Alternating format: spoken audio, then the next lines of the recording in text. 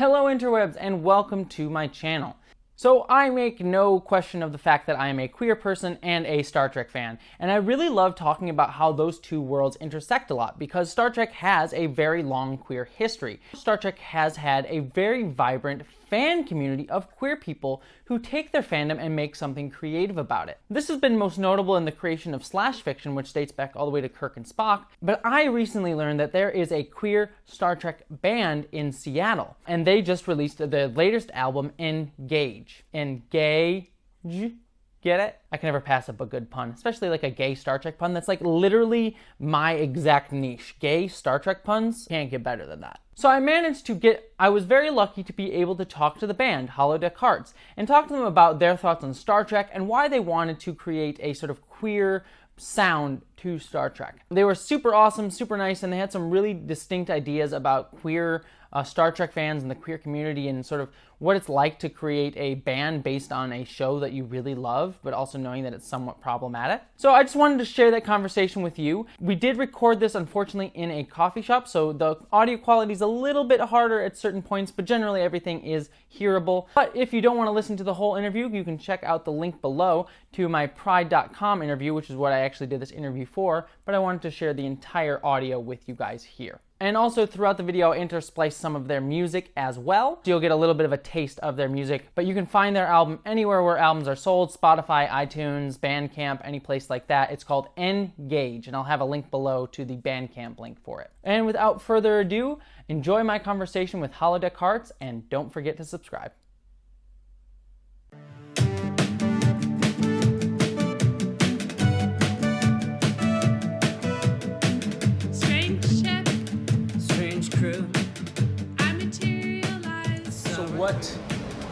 What got you guys together? So tell me your story. How did you meet?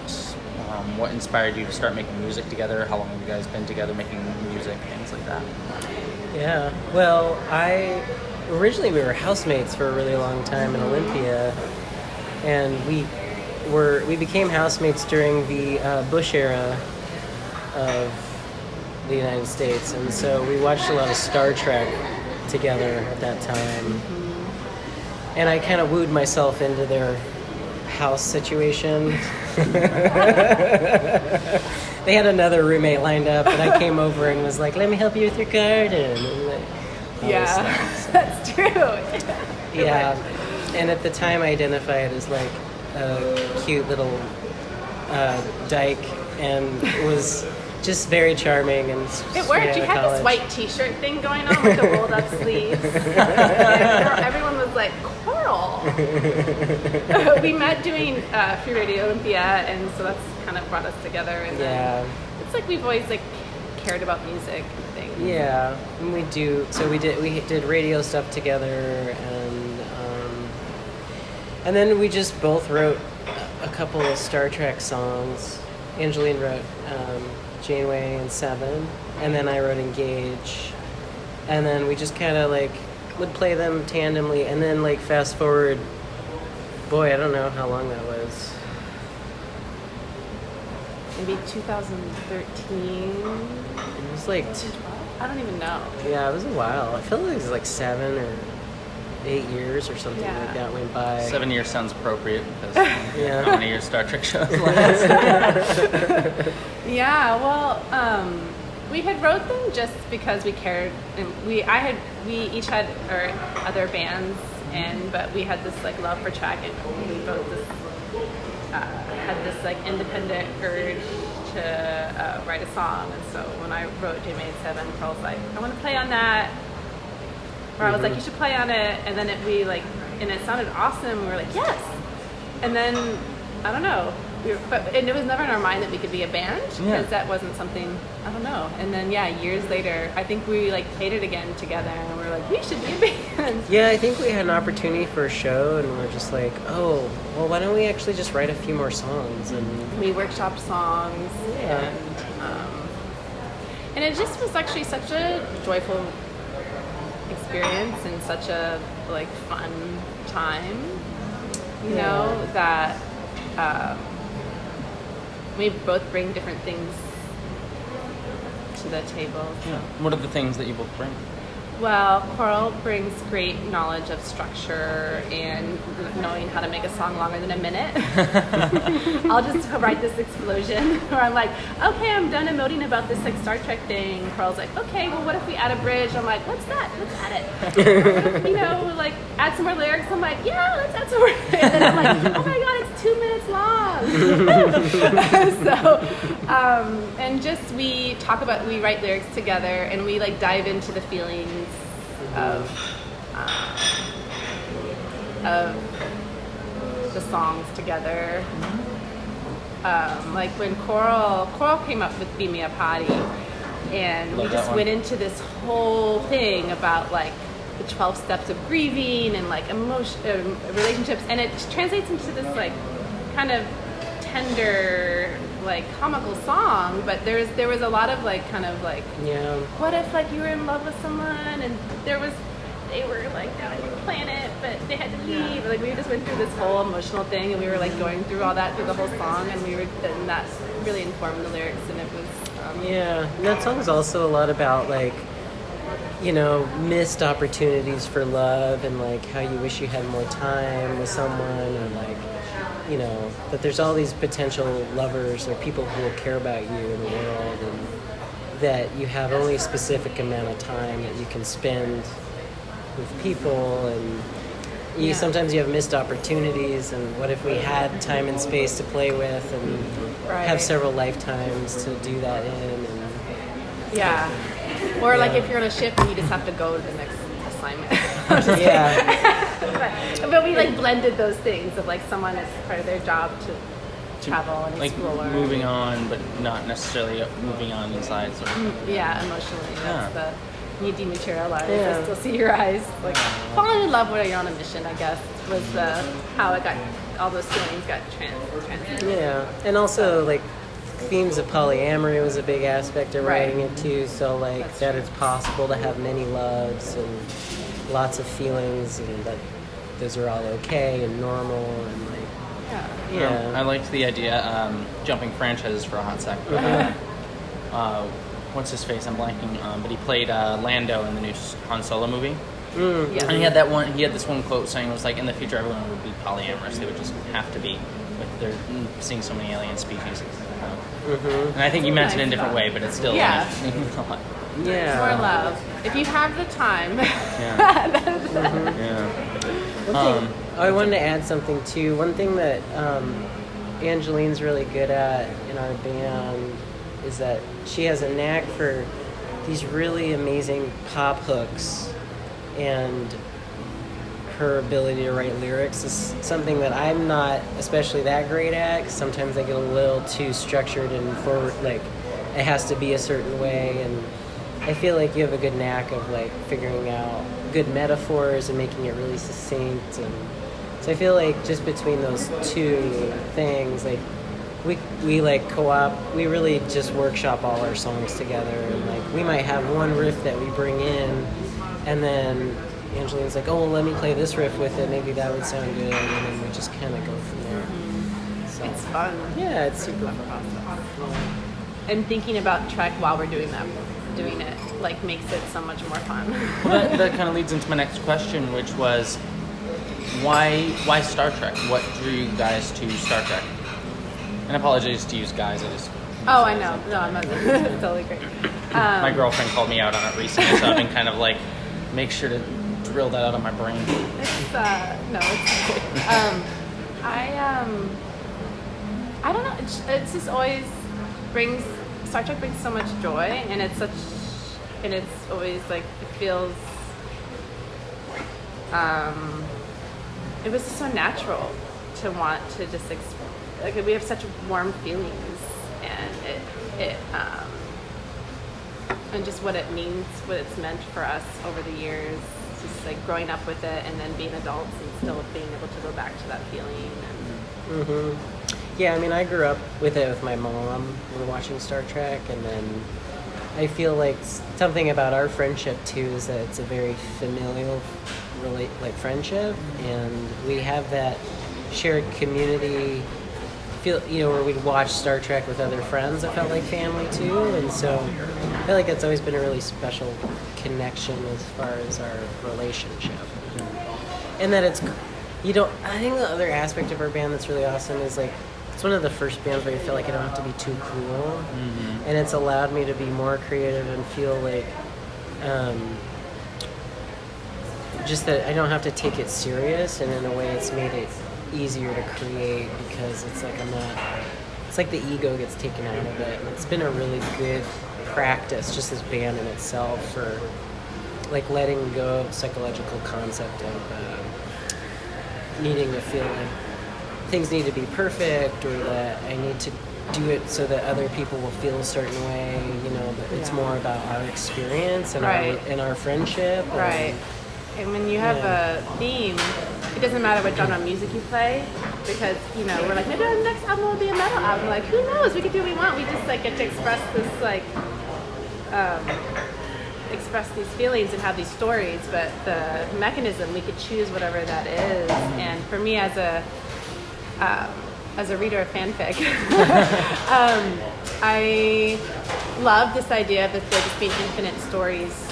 Infinite diversity and infinite combinations. Yeah, and that, we get to just express all of these feelings, and, because it's fanfic, it can get a little angsty, or it could be really comical. We could, mix it up, do whatever we want, and, which is something what I really like about fanfic in general, and,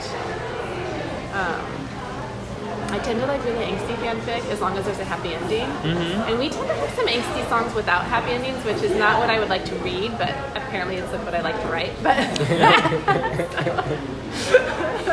that kind of jumps into my next few questions, which is, so a lot of your stories revolve around sort of queer topics and queer issues. Yeah. Why did you want to bring that side of, I'm assuming yourselves, into the music?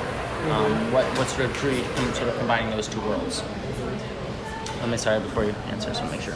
Yeah, I think for me personally, growing up queer and as a trans person, Star Trek was one of the places where I didn't feel a lot of shame growing up. And I was in a really pretty conservative place when I was growing up, and I felt like it was always a safe venue, and that the way they handled a lot of topics, they didn't do a great job. To be fair, it wasn't it's not a perfect venue in itself, but I always felt like they did an all right job. They did better than most people were doing in the 60s or the 90s or the early 2000s. Right. Yeah, and so I felt like in that way it felt like they dealt with some themes of having no gender, or they kind of skirted on some queer relationships here and there, and it wasn't horrible, and so that it felt really comforting for me, and so it felt like a natural thing where well, let's actually go into the topic now, let's actually make it happen, since they didn't feel comfortable doing it. Yeah. Right. That's kind of what fanfic does. It's you want to see yourself a little bit more. Yeah. And you get to when you write, and we're okay, well, we'll just create all this queer content, Trek content, because it's something that that feels good, and we want that content to exist, and we want to explore the idea that there's this whole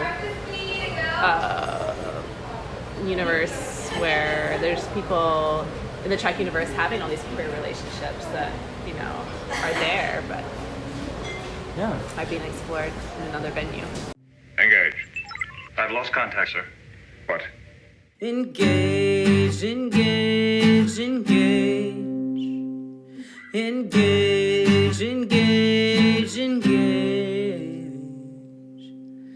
Well, I studied real hard at the Starfleet Academy. Well, my next question is jumping again right off of that. It's actually fun. But Trek has always had a very strong queer community, going all the way back to the original series with Kirk / Spock fanfic. Right. That's where /fiction sort of started, at least Desert tend to Heat. think, yeah, is tend to think of like where slash fiction started. So why do you think the queer community, or you personally, either or both, are drawn to Star Trek as a queer person? And I know you kind of touched upon it in the last question, but I guess I'm sort of thinking about why Star Trek speaks to queer people overall, just in Right, general. like, Yeah.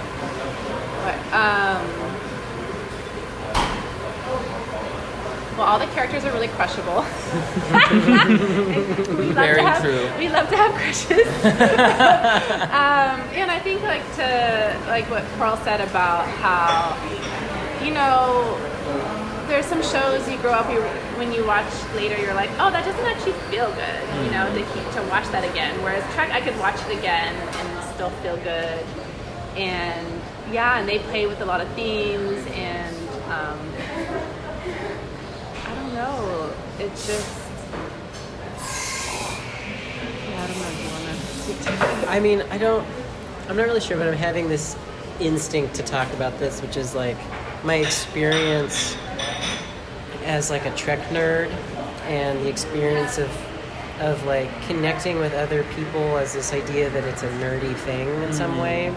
I feel like I've always felt more accepted in those spaces. Yeah. Just in general, because I feel like a lot of times people who are seen as nerdy are often kind of like not seen as cool. Yeah. And so often end up being a lot less judgmental, a lot more open-minded. I always feel a lot more comfortable in those spaces. And I don't really, I can't say why it's been that place, but I know as far as like, that's community space, I always felt like it's a very just open-minded and not judgmental place to be. And I've always felt like I could be myself within it.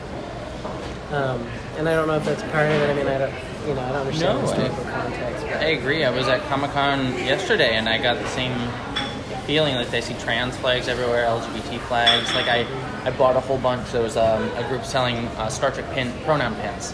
So like he, him, she, her, they, them. I bought all three. Awesome. I was like, I need that. So yeah, I completely agree. And I'll cut this part out, but my thoughts always on it were Star Trek always has characters dealing with dual identities and different parts of themselves, and sometimes hating and like having a hate for this internalized self. Especially in like Spock, but I think every series has had a level of that. Struggling with the there's always people struggling with their feelings and their identity, and like Alana, like she was Yeah, no, and I just love the community that you could just all of a sudden like experience. I was at the airport, and I have my Star Trek text tone set as the door chime, and I was sitting at the airport with my partner, and then we hear the chime, and I'm like, oh, I thought my phone was on vibrate, and then I was like, it's on vibrate, and then I heard the chime again, and I was like, and then like I looked over, and the person's like, hey, and then he came over, and he was like, and we just like we just had this instant thing, and then my partner was like, she's in a Star Trek band. And I had this moment where I had to be like, do I say it's a gay Star Trek band? And then I was like, I am. And then this person turned out to be queer, and he was like visiting his partner to go have a skiing weekend. And we're just like had this really sweet like queer Trek airport experience because of like my like text message tone. And I was just, I don't know, like it's hard to, that when you're part of this world, you just get to have these extra kind of sweet experiences to connect, especially since these days it feels like the world is just feels hard and harsh, and just like you gotta just take that joy when you can. And having that text tone just brought me into, I just got to have access to Trek Club. Yeah, that's super sweet. It was sweet. It's interesting that you mentioned that, like, whether or not to out that it's a queer Star Trek band. Yeah. Because it's interesting because I run into that too. It's so interesting in parallel to, like a lot of just the themes of being queer, or being trans, or being outed in the world. Right. it's been interesting because I feel like the fact that it's Star Trek makes me feel more comfortable saying it's a queer Star Trek fan fiction band. And it's helped me deal with some of my own internalized shame, I think, and just going through the process of like being like, I'm in this queer Star Trek band. Yeah, you come out as my band. Basically. Well, and our songs are a little body, like they're a little like they have like they're like kind of like have sexual themes in them and about romances, you know, and so it's kind of like, okay, we're not just queer, we're also like explicit in some regards, and kind of like talking to someone, you have to be like, oh, just so you know, like it feels, but then I don't know, I feel like people have been really open to it, even though it's just like its own unique blend of love, romance, angst, comedy, sex, you know. Yeah. So, jumping topics for a little bit. Tell me, you kind of mentioned and touched upon it earlier, but take me through your process of creating a song. And I also wonder, I know you guys both live in different places now. Mm-hmm. Does that affect how your songs are written? Does it change it, or were these written before you guys separated in terms of location, that sort of thing? Yeah, it's a good question. Do you want to start? Yeah, I think that all of our songs were written before we separated. I had moved to Toronto for 2 years, and we were like, oh my god, we have to record our album before I move away. And then I came back, and then we're like, we have to release our album now. It took many years. I mean, these songs are many years old. We have like 6 or 7 new songs ready for a new album, but we just wanted to like go through to get this thing, just birth it somehow. So the long distance, it has been a challenge, but also the glory of this band is that it's just like, it's a very loving place for us, but it's also a casual, like, okay, we're not on this like intense timetable. Or, right. Yeah. Quarrel's a father, you know, we're long distance, like band mate situation, so it's one of those things like we each have our things going on, but we have this like love that we know it's always there, and not that you're, I mean, I'm not saying because you're a father, like you're not, but you're busy. Yeah. Dad time. Mm-hmm. That's totally okay. And I want to be a parent. I'm working on being a parent. So, you know, thanks. It's going to be a long road. But, so, and now we write songs. I think we each come up with these little sweet little things. We're like, okay, I want to write a song about like, I just wrote a little thing about like this someone is starting to crush on someone, and they like had this feeling like, what did Wesley do? Like, is there some nano things that he released, and now I'm like having these strange feelings. Like I just wrote like 30 seconds of that, and I just like sent it to him, you know, like, so we'll just have these like feelings like, oh, I want to write a song about David's cat or whatever. I wrote a song about someone having a crush on someone that is going to Ryza, and the song is just basically like, don't go to Ryza. And I send it to Coral, or like, you know, and then he has riffs that he sends to me. And so we have these little seeds, and then when we get together, we like just, it all blossoms. Mm-hmm. Yeah, and you tend to be more like focused on lyric-driven songs, it seems like. You start off more with lyrics or a theme, and I tend to start off with more of a riff and coming from like a music place, and then kind of try to think about what kind of theme I want to have for the song, or what it's going to be about. Mm-hmm. So we have a little bit different process of how the origins of the seeds, and then we come together and kind of flesh it out a bit more. Right. Yeah. Oh, go ahead. I was going to say the long distance is challenging, but it's supposed to be a simple mission in a simple shuttlecraft, but this investigation has changed tone. I got this blood fever for you stirring in my bones. This pump our foes all through me. One of the things about this project is it's one way that we stay engaged in our friendship, and it's one way that we like having I think this is true of you too, but it seems like we both like having projects with friends to stay engaged over time. Mm-hmm. And I mean, we're gonna be lifelong friends, I know. Right. So. And we're these musicians who, if we didn't have a band, we would not play our instruments. Yeah. Like, exactly. I wouldn't pick up my guitar for a year if it wasn't for the fact that I'm in a band with Coral. So it's like one of those things that's just like, it keeps our music alive, like, because just as life happens, it's hard to have a creative practice. And if I'm not in collaboration, my creative practice is completely a little bit compromised. I know that feeling also. Yeah. I'm exactly the same way. So having to know that I can make a little seed, and then we could like, I mean, that sounded dirty, did it? I don't even know. No, Sorry. let's do it. Let's go with it. I'll take your seed. I mean, this is how it all starts. We're like, all right, how raunchy are we going to get with this? I don't know, and then it just, it's fun. So, like when I moved to Toronto, I wrote really sad songs, Trek songs. I wrote one about like a scientist leaving their family to be on this remote planet, and then got like abandoned by their crew.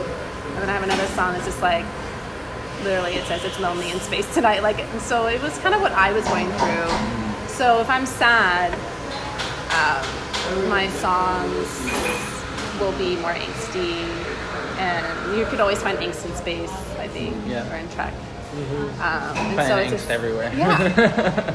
And so it's nice to be able to be vulnerable, but when you kind of like make a story, like when I turn my vulnerability into a Trek themed vulnerability, it's a different type of release. Mm-hmm. I don't know. It's just like, No, that makes sense. it feels, It's like connecting different things you love. yeah.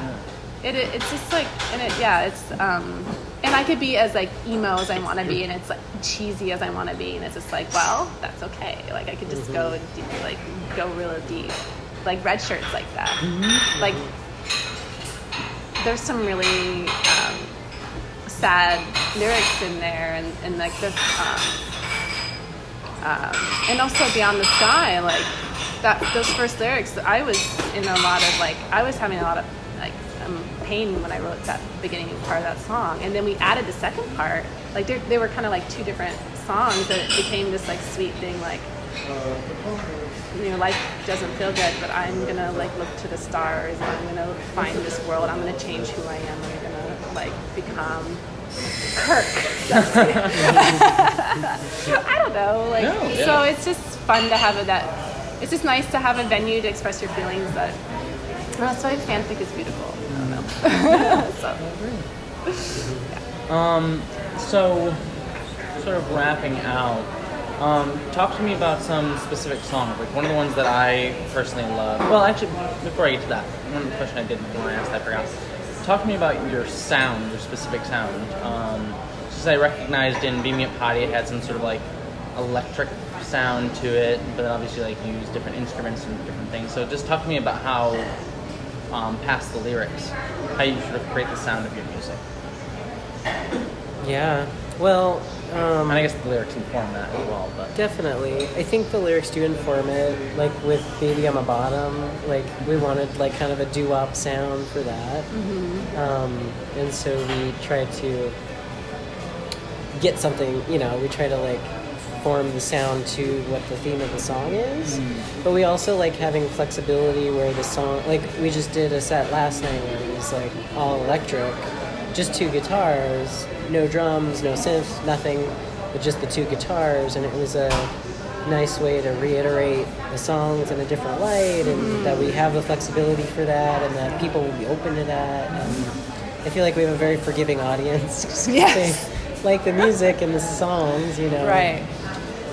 But like for the album specifically, I feel like with our recordings, so originally we had someone else do our original recording, which is Pat Mailey. Pat Mailey in Olympia, who did Yo-Yo Go-Go has Yo-Yo Records, and he wanted a really live sound. His motto was warts and all. Yeah. Because I'd be like, I have no rhythm, and he'd be like, warts and all. We're just gonna. It was like such a like welcoming, like beautiful space where we're just like we're an acoustic. We wrote all these songs acoustically, and so recording it was just. It didn't feel like we were just in a living room. It didn't feel like we're in the studio and everything has to be perfect. So that was kind of the atmosphere that was created in a really like open, sweet way. You know? We started adding a little bit of chimes to the music, so we'd have like the glockenspiel in the background, doing some stuff like that. And then that, because of him being too busy and some of our life circumstances changing, we never finished the recording. So fast forward 4 years. Is it that long? It was a while because I was away for 2 years. Maybe it was 3 years. 3 years. Yeah, we started working with Anthony. It's Anthony's last name again. Right. Sorry. No, you're fine. I'm just making sure we're still. Can't remember his Brighton. last name. Brighton, yeah, Anthony Brighton. And he has more of a. He loves synthesizers, and I love synthesizers. It's something Yeah, I we just had access. Honestly, it was literally he had a real studio. We had access to all these new toys. Yeah. You know, so we're like, oh, like if we want a song to sound 80s, we could actually do it because Beat Me Up Patty was kind of a Cars theme for us. So we were like, we want to sound like the Cars, like we want this 80s sound, but we're an acoustic band, and we don't have the tools to actually do that. And then here we are.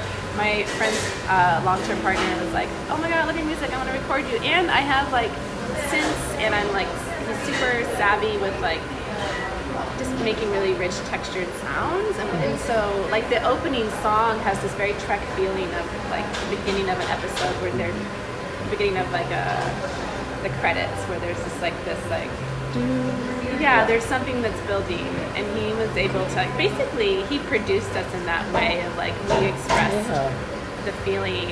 And then I mean I wasn't there when you two did the synth. That was like I was like we were like FaceTiming, and I was like, oh synth, yeah, like because I was in Canada, but it just worked out really.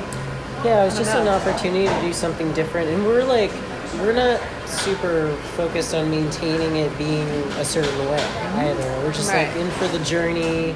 Right. Oh, because we really like collaborating with people who are interested in the project and want to like put their touch on it and and express them in it too. And so we don't want to work with people who aren't stoked. That's why we wanted to work with Clyde because he's as a record label, because he's just so into Star Trek and he loves our band. He's like our patron saint. But anyway, the recording just was what it was because we had access to all the synths and stuff. Yeah, and we just like went for it, and we wanted Red Shirt to just have those like lonely space sounds. So we got real sounds from like recordings in space, and we're just like. We wanted it. We're like, okay, this song needs to sound really lonely, and we like found sounds for that. And I don't know, like it. And then the interludes were just fun. I'm like, we gotta have the board talking. We gotta have Picard. We gotta have like ambient noise, and like it was Carl's idea to have like the original Heartbeat sound before Michael Sullivan, because Michael Sullivan is all about like, can you love a man with a heart made of light, like with no blood, but there's like there's some feelings there, so that was like, so it all like somehow tied together, and even though there's lots of mixes of things, it all worked out, So my last two questions that I have, the first one is, what is it like to play this live versus having gone through that whole recording process? Like, what's the response you get? How do you feel yourselves as you're performing? It was amazing to talk about Trek on stage. Like last night we had a slideshow with like pictures of Picard and all these different things, and that people get to engage with us about they get to engage. We just like with Trek, and also people get inspired to watch the show after we play live. Because like I don't know what you're talking about, but it felt so like sweet and emotional and like something I want to know about. And so people like we're like, okay, I'm gonna start watching now. We're like, yes, and it just it was fun. Yeah, I like playing our shows live just because well, you know, what's missed from the album is like a lot of our banter and how we like to engage the audience and just like, I don't know, we do different themes when we play live, so like we might take people on a certain journey or like act things out or just make it fun and interesting beyond just playing a song. Yeah. This next song is called No, we have captain's logs sometimes, or we do some like LARPing on stage. That's wonderful. I play a lot of those. Cora would have the communicator and be like, "We're lost in space. Yeah. Spock is acting weird." We go into the Ponfar song, so.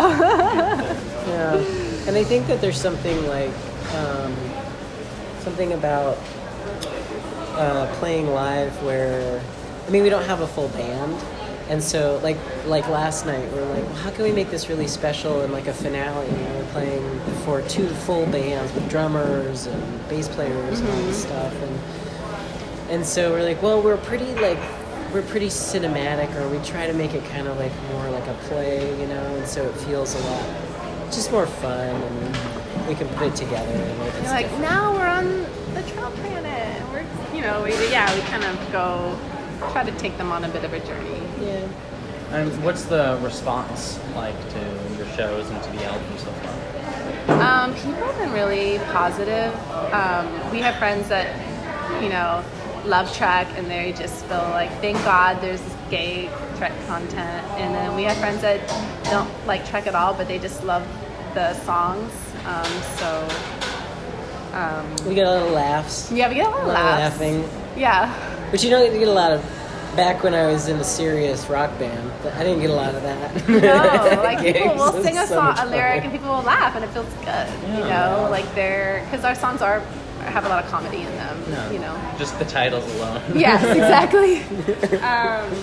Yeah, and I mean, it's really just coming out into the world. It's been like our community and like a few degrees of separation, but now we have this album release, and I think we're gonna make a music video. So I think we'll get some more. We'll see how the response is, and we're looking forward to that. And also just moving on to our next project now that we've been okay, this is done. Yeah. So, That was my last question, was what's coming up. So what are you guys planning on doing? What are you boldly going? we're gonna go boldly go electric. I think that last album we was had a written lot of all fun. acoustic, but I think we're gonna. Yeah, we like the electric stuff. I think we're gonna stick we're gonna with work it. on that. We're gonna work on some music videos and work on, because we just don't have the time to tour a lot. So like we want to be really specific with our time and do more online content to get more of an audience. And then I'd personally like to play a bunch of cons. That's one of our dreams that we've had. Yeah, to play like an after party or something. You definitely should, yeah. So we want to do that kind of stuff. I mean, in terms of content, I think we want to have like some Beverly Crusher songs. We want to have. I have a song, a Ryza song. I have a song about data. Yeah, a song about a captain going into holodeck and kind of having a little experience in there. I don't want to give too many spoilers, but so it's gonna be some of the same thing where there'll be some romantic content and there'll be some comedy and a mix of both. Yeah, themes of love and heartbreak. I feel like we're going to be all through it. Yeah, I mean, that's our thing is, you know, we write love songs. Well, thank you so much. Thank you. Where can people find your album? I'll put this in the article, but I'd like to hear just for the audio. We have a Bandcamp page, and we're on Spotify, and we're on iTunes, and Apple Music, I think. Apple Music, yeah. So our wonderful record label, Cruisin' Records, did a great job. They just did all this internet magic. I don't know how we got on those platforms, but we are on there. And band name and your album name? The band name Holodeck Hearts, album is called Engayge. And Perfect. We're on Instagram and Facebook also. Yeah. And yeah, we're going to start a YouTube channel soon. Perfect. I look forward to it. Yeah. Well, thank you so much. thank you. Thank you. Thank you so much. So this, What if